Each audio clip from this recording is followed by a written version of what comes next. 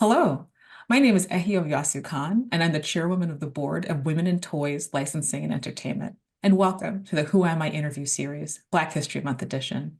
This interview series is dedicated to celebrating the diverse talent and breadth of talent in our industry.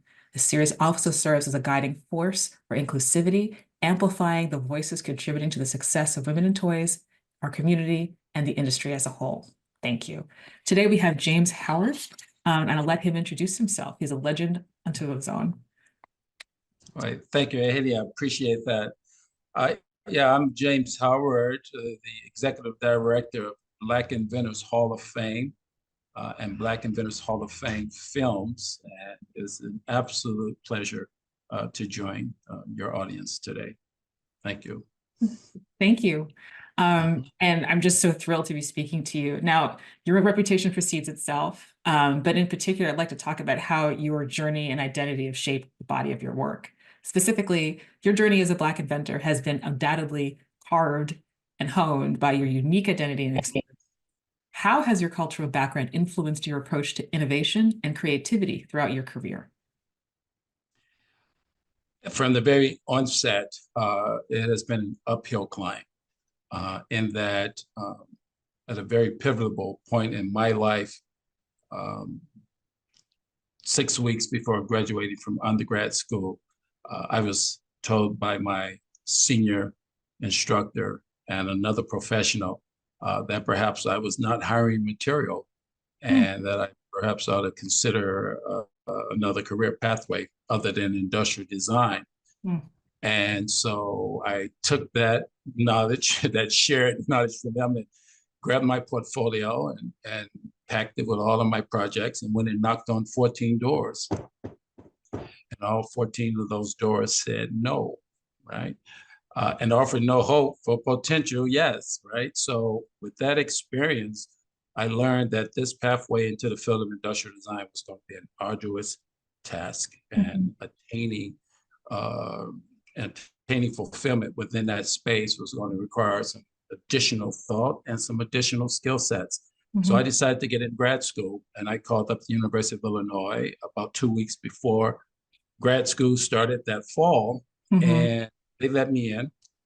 And the professor that I was assigned to spent 14 weeks literally in total silence. And on the 15th week, when I handed in my thesis proposal, he erupted, put a big red mark on the page, and asked me, "Why are you in this program?"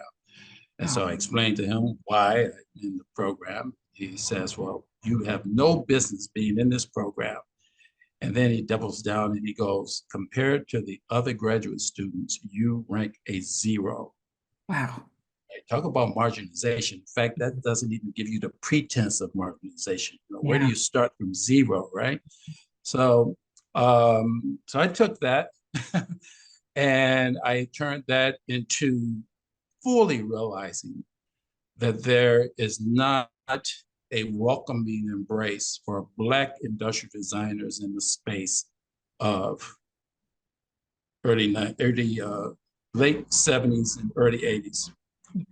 And so I took that as a warning and a notice that if you are going to succeed in this space, you're going to have to work extra hard and be extra diligent. And so what I decided to do was work hard on my thesis project. It ended up winning an International Design Award, placing that program on the map. And I ended up getting a job offer based on my thesis project, got a job offer for a medical company right here in New Jersey.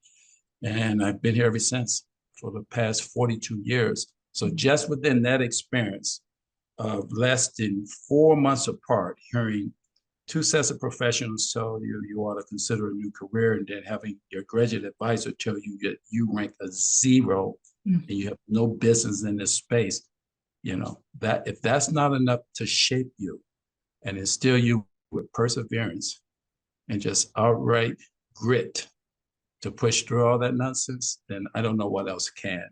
And so I went on to take that experience from the medical company that brought me here to Jersey, parlayed that into enough experience to start my own firm.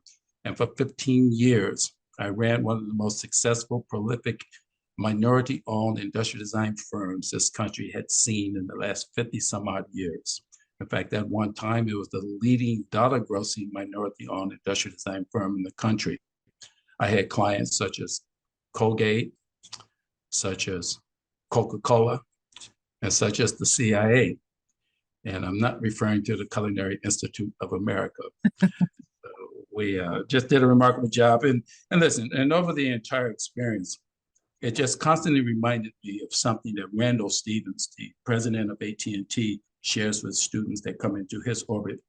He says that in all that you do it in excellence, right?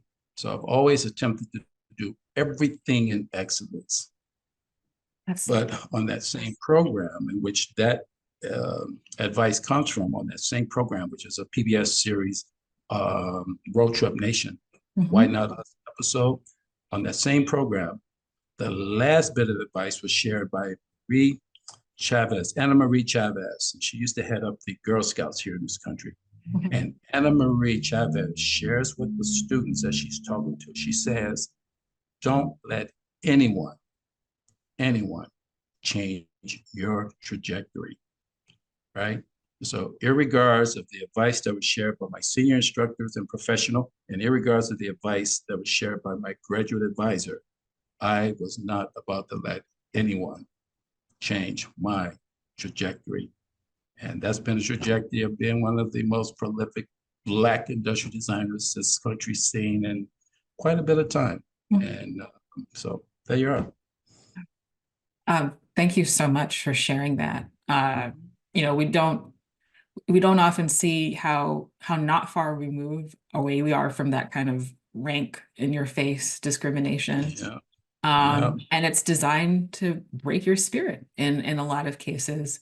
I know I have no doubt that not only did it inform your drive, it probably also informed your creativity, knowing that you'd have to be as distinctive and excellent as possible to kind of cut through the noise that those headwinds created. But I just like, you know, for everyone listening, I'd like you to sit with that knowledge and how that might shape you in a similar position, and how that informs a lot of the things you'll see on shelves, the stories of the people who made them, what they put up with, what they fought through to get where they are.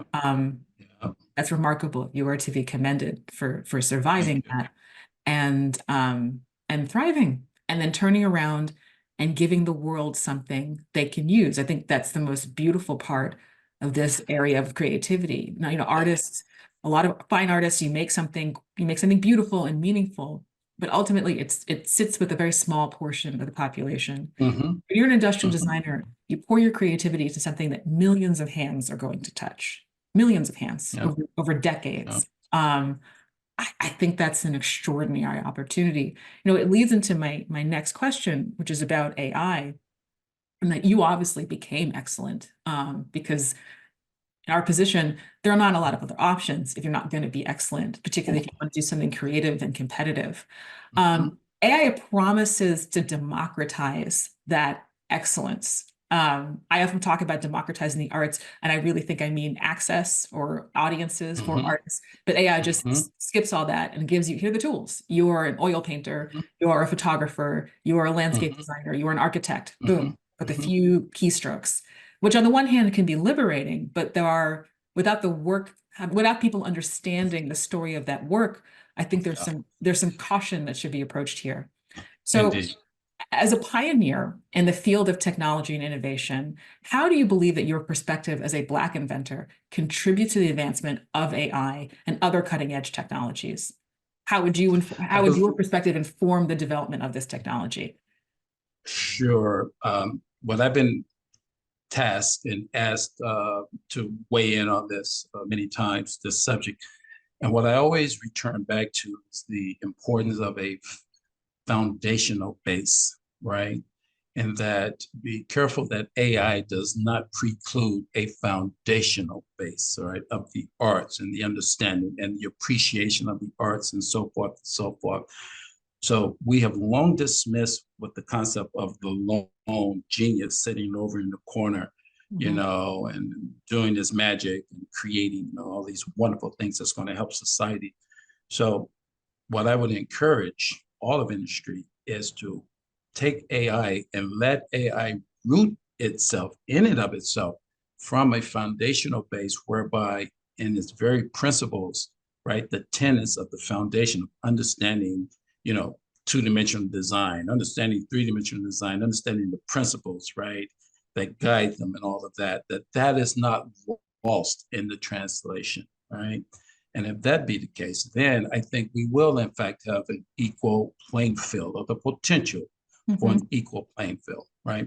Mm-hmm. So assuming that that is, in fact, the case, then we then have the problem of accessibility.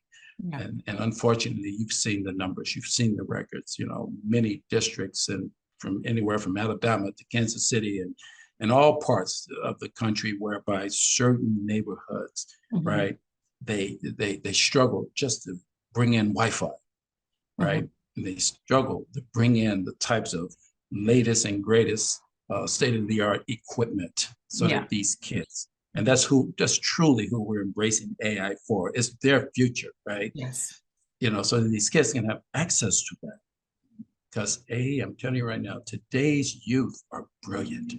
They They are. are absolute creative geniuses. They are. And so what we need to do is one, make sure we have equal accessibility, Mm-hmm. right?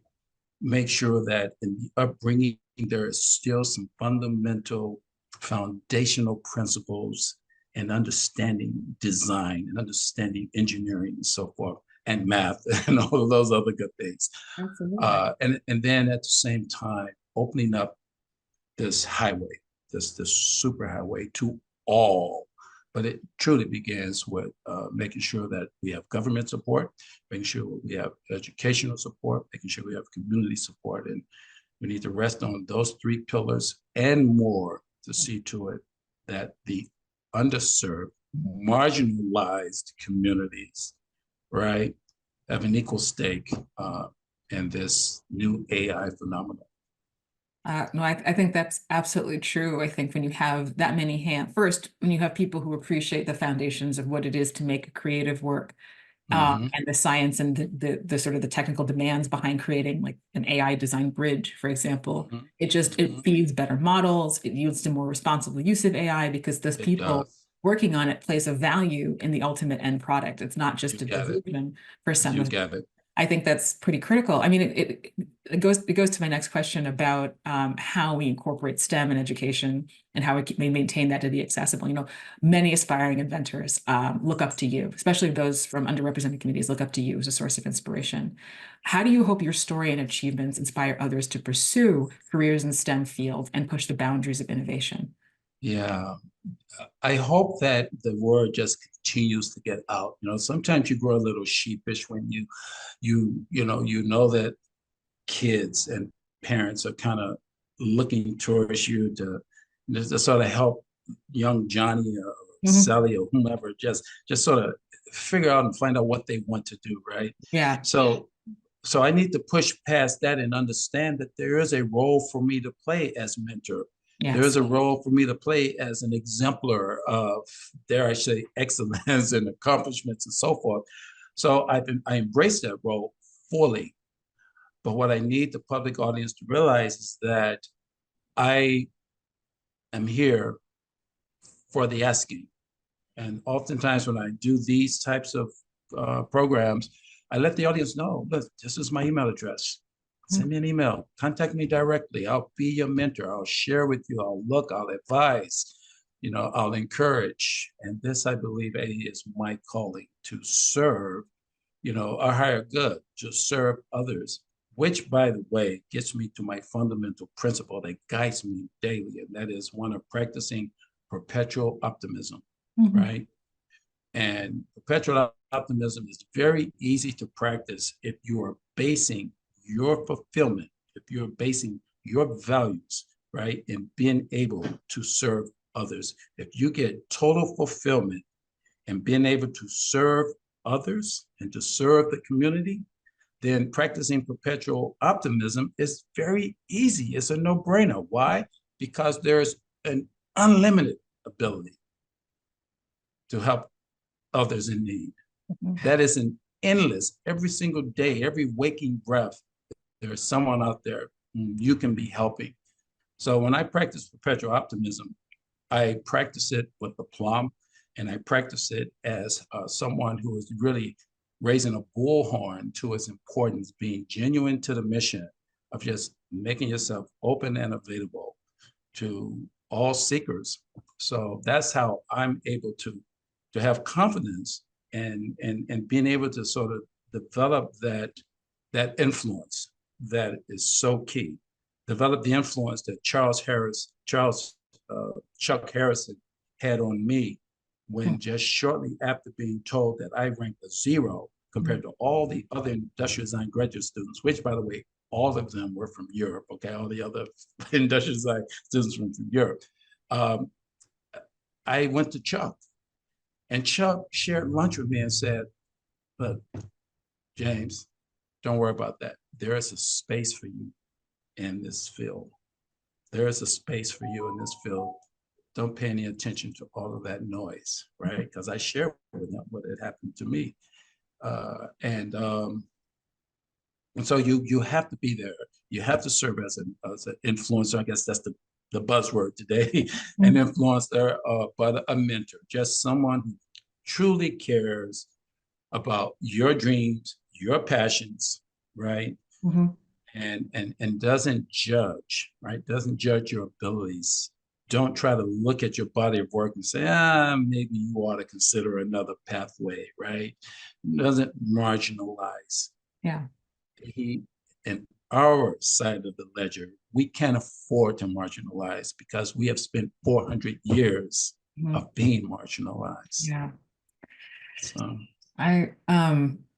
I appreciate how empowering that message is as you phrased it. You hear a lot about be positive, have a positive mindset, have a growth mindset, but you have made it an act of service. You've made it an active action, a purposeful meditation, not just a posture of keeping your mind open a certain way, but you have to sort of do this on a daily basis to recommit yourself to this sort of optimism because as an entrepreneur, there's no other way. There are going to be 1,000 voices. I'm just speaking from my perspective. There'll be 1,000 voices in your head saying this won't work or why this is an issue or, all kinds of other things. But when you remind yourself that, no, it's not just a lark or a feeling to feel happy or to feel optimistic, but you have to really sit and focus. In a way, it almost becomes easier because it's not all on you. So that's something to consider, to feel empowered. Yes, it's definitely not all on you. We're in this as a community, right? Absolutely. And so that explains the reason why I have this mission right now to design and build the country's first and only museum dedicated exclusively to immortalizing the pioneering genius of African American inventors. But I'm only able to do that by having a community of like-minded individuals who will assist me. In fact, I have not one board, but 2 boards. I have a museum planning board, and then I have an executive board, and we're just pushing and pushing and pushing through all of the noise to make this possible. And then once that becomes available to the public, then it truly is a community bullhorn where every kid from as far as California all the way up here to New York can just have access to all of these hidden stories, all of these untold stories. And that's just going to be so uplifting that is unimaginable how uplifting that opportunity is going to be. That's just fantastic. I just want to, moving on to my next question, but I just want people to think about what that would look like to have a collection like that available to sort of sit in and take it all in that moment. Turning back to AI, this being a rapidly growing and transformative technology, as we've discussed, from your perspective, what do you consider to be the most valuable aspects of protecting your IP in the realm of AI development and implementation? Because it's just so quick now, that it can generate anything. Yeah, I think one, read and absorb as much information as you can, right? There's so much activity in this space right now that is just overflowing. It's absolutely overflowing. And my advice would be to seek the guidance, right, of protectors, as well as enablers, as well as other creatives, right? So the creatives are like the inventors themselves, the entrepreneurs. The enablers are those who are willing to invest in you, put Yes. forth money and, and helping you push your startup or your idea. And then the protectors are those who truly understand this game, the lawyers, the, the patent advisors and patent attorneys and so forth, right? Give you an example. I sit on the board for the United States Patent and Trade Office pro bono wing, which is run through the United States Intellectual Property Alliance. And what that committee tries to do is try to actively reach out to the intellectual property community to help keep them safe and to provide the types of knowledge and the types of information that is just going to make that experience more fruitful, Yeah. less arduous, so forth, and just literally protect. So I think the way to do that is to just stay vigilant and get a hold of a mentor along all three of those angles if you can. You have people like myself, like for instance, the committee I was telling you about, it's over dozens of protectors, creators, and enablers who are just willing to have a conversation. Go out to conferences, go out to, we're going to be doing something in Atlanta, I believe in the second week of the year, right in Atlanta, we're reaching out to the entrepreneurial community, right? Particularly those who have an emphasis on technological startups and just providing and having a conversation, almost like a town hall meeting, and information, templates, and different individuals that can go and advise you on your particular entity that you have in mind. And this doesn't cost you anything, Ehi, but time. So I would say make the time, be vigilant about just absorbing and learning as much as you can. But more importantly, don't be afraid to ask. Don't. If you meet someone, ask them, will you mentor me? Would you mind providing advice? Can I call on you? So forth and so forth. And I know this community is all tied into technological gadgets, but don't just make a habit of this being the only way to communicate. If you get a chance, and for the young audience, you're going to say, what is he talking about? But if you get a chance, run to the printer, go to Staples and print some call cards, put something in people's hands. Okay. Yeah. When I get home from a business trip, I am more inclined to remember a conversation I had with someone that handed me a card than someone who left me their email in my phone or tapped my phone and said, okay, here I am. Trust me, those get lost. Okay. I love business cards. I mean, this might be an insight to the kind of kid I was, but I remember being so excited at the idea that I could hand out a card when I got older. And so even now, everything, we QR code or contact information back and forth, but I love my old school printed card. Like I like the way it feels. It makes me make a point to remember more things when I have a physical card. So that's absolutely true. In terms of practical as you can steps. see from here, I still Oh yeah, collect. there you go. That's how to do it because you can write a note on a card. Oh yeah. And then you can go take a picture of it. You can have the digital Yep. copy somehow. Yep. But I just Yep. something about the Yep. memory being, on a hard surface really helps.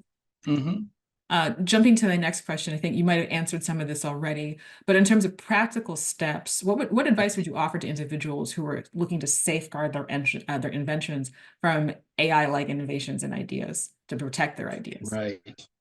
Well, first of all, we're all, when we leap into that space, we leave ourselves vulnerable. Okay. Yes. You need to understand that to begin with, right?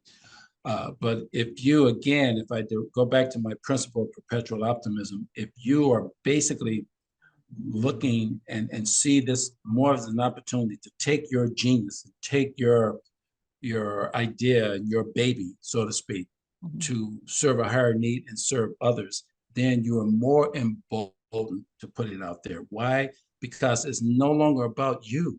It's now about whom you want to serve, right? And when you have that kind of motivation behind you, you can push through that. So you're going to have to roll the dice, so to speak, but you can be prudent in doing so. You can always require an NDA before you reveal anything to anyone. about what you're doing, right?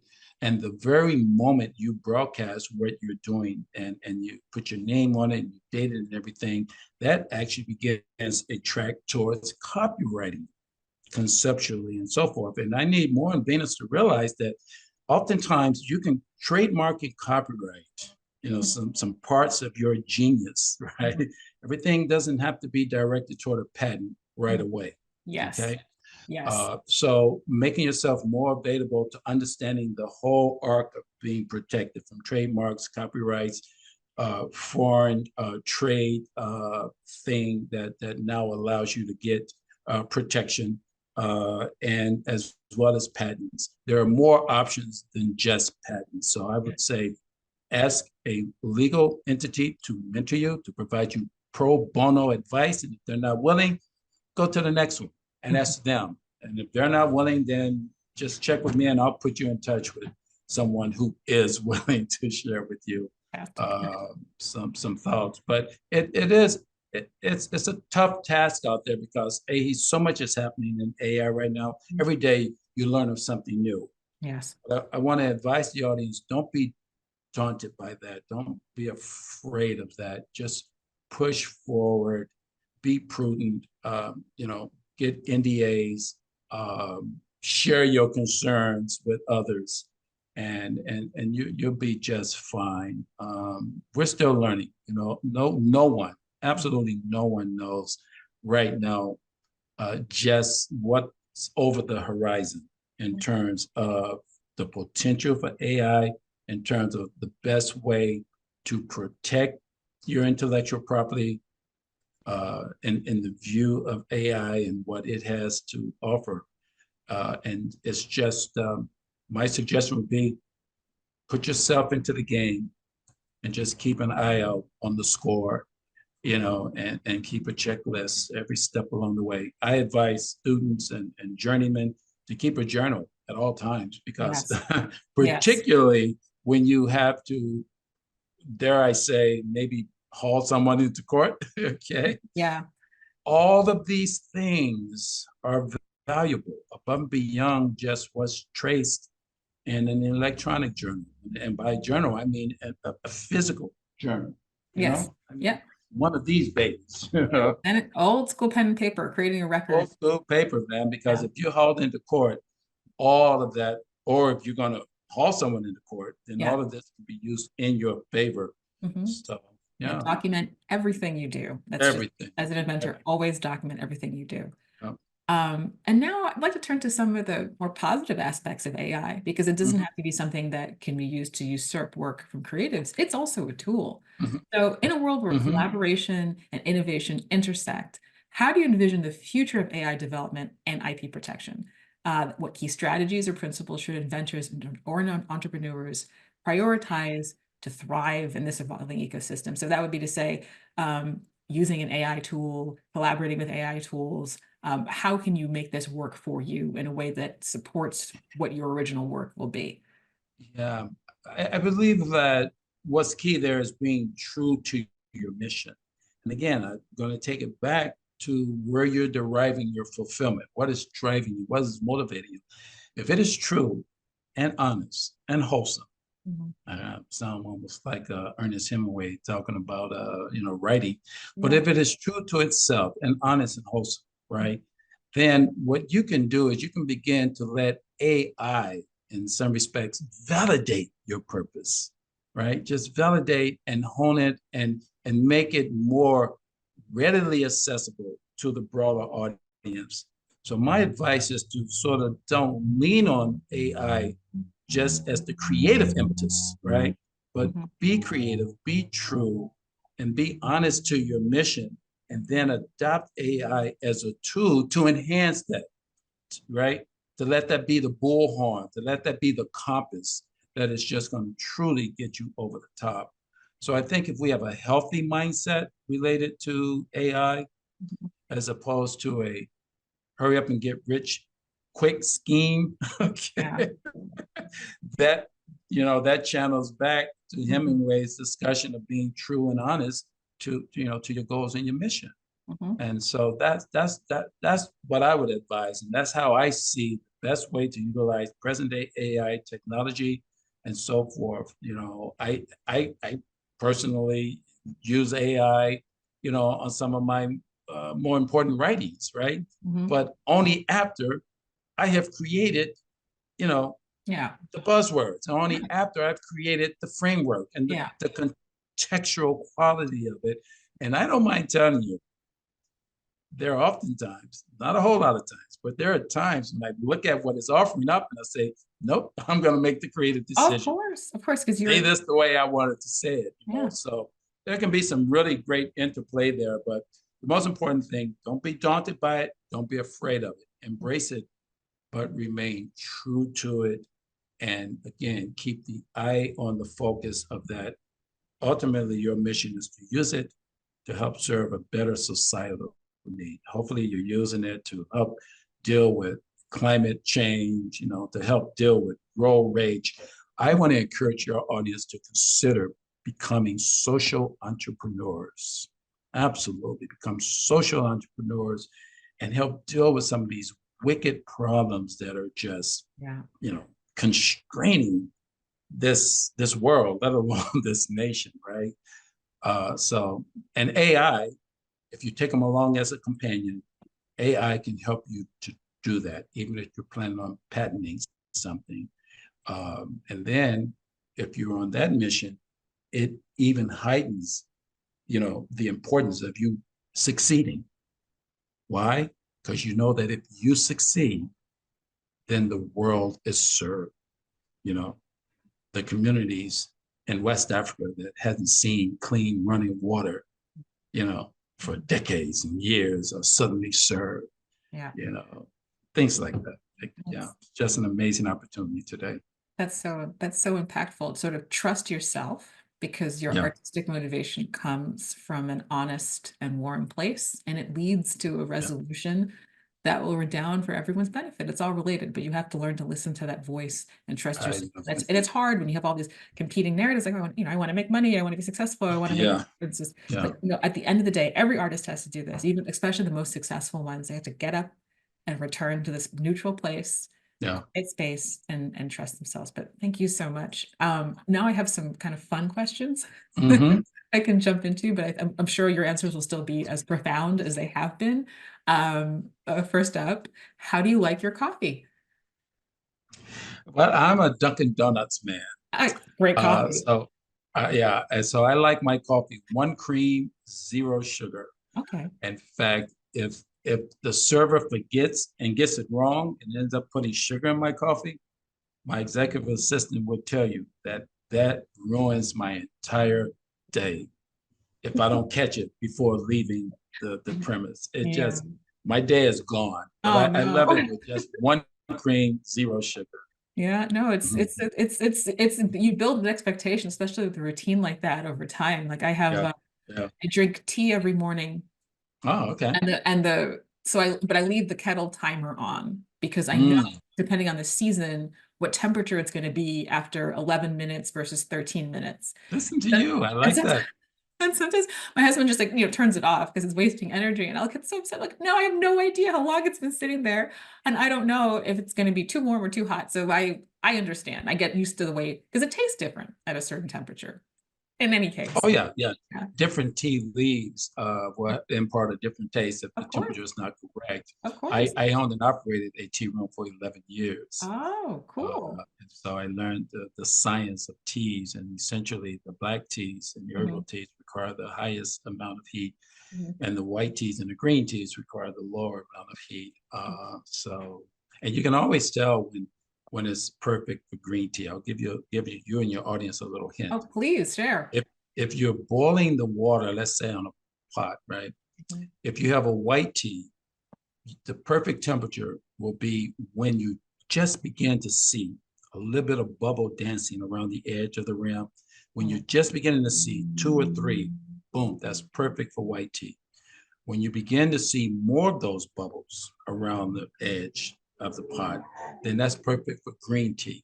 Okay. And then black tea and herbal teas, you want full out dancing. You want a variety, you want those bubbles going all over the place, Yeah. and boom, there you are. But whatever you do, don't ever reheat the water. That is the quickest way to get a bad tea tasting experience Oh, because oh, you depleted the oxygen when you do that. The oxygen is gone.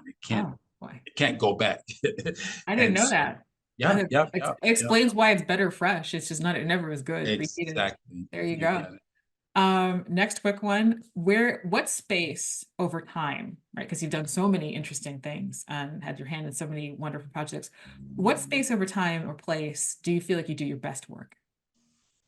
No, I was asked that just last night. I was a guest lecturer for one night for the University of Auburn. Okay. My good friend Adam Ficken.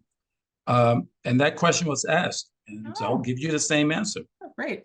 And that was when I'm able to go into a quiet space, anything to do with nature, Mm, sitting on a park bench, taking long walks. But for me, it's connecting back to nature.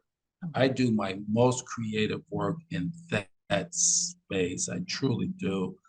And it works for me and has been working for many years. And that's rooted all the way back to my childhood, where as a kid, I used to take long walks just daydreaming, literally daydreaming, sometimes for hours and hours. And back then, you didn't have some of the societal concerns you have now. That's And right. I Yeah. could stray away from home for miles and miles and walk through the park and everything.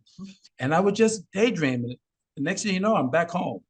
And I look up, yeah, and after 2, 3 hours. So I think connecting with nature and being in a quiet space in that environment is when I personally am most creative. That's beautiful. That's beautiful. That meditative time. Mhm. So my final question is, what is something you've learned that have surprised yourself 10 years ago? What's something you know now that would have really surprised you 10 years ago? Yeah, a younger self, if I had accomplished it 10 years ago, what do I know now? I think, to be honest with you, it's somewhat physical. Hmm. Okay, and that is the and I know I have a large head. If the audience is looking at this, they'll be able to tell this. But what has surprised me is the ability Hmm. to just continue to take on important projects that are just driven towards, again, a higher purpose and a higher purpose.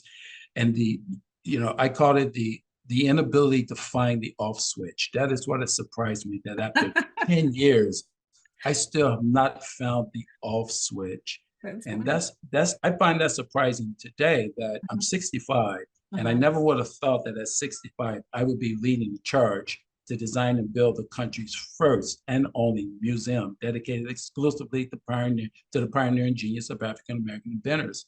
That's Beautiful. the biggest prize, just this open, unlimited vessel to keep packing stuff in there That's to fantastic. keep moving forward, That's for a higher cause. Well, that's wonderful to hear.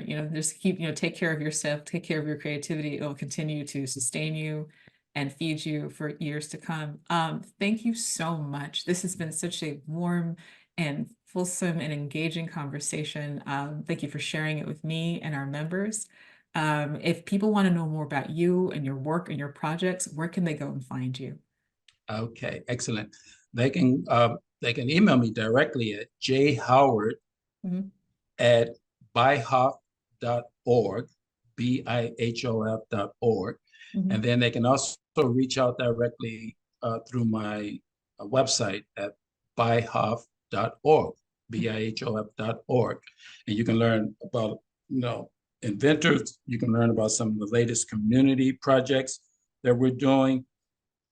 You can learn about our invention. We're doing a special, my assistant and I were working on a proprietary self-learning tool that teaches kids how to invent right there in real time, Oh, I love right? it. An interactive tool that requires them to learn from an inventor's past Mhm. and then adopt that inventor as a mentor and Mhm. then go through this 4 to 5 step journey of engaging knowledge about careers, engaging knowledge about products that have been designed by those inventors, and then tasking the students with the ability to take white paper space right on the screen and literally invent and design something that is of interest to them. So we're designing a special design tool and all the prompts that's just going to walk them through that entire experience. So if you go to our website, you'll see on the very front page where we introduce the audience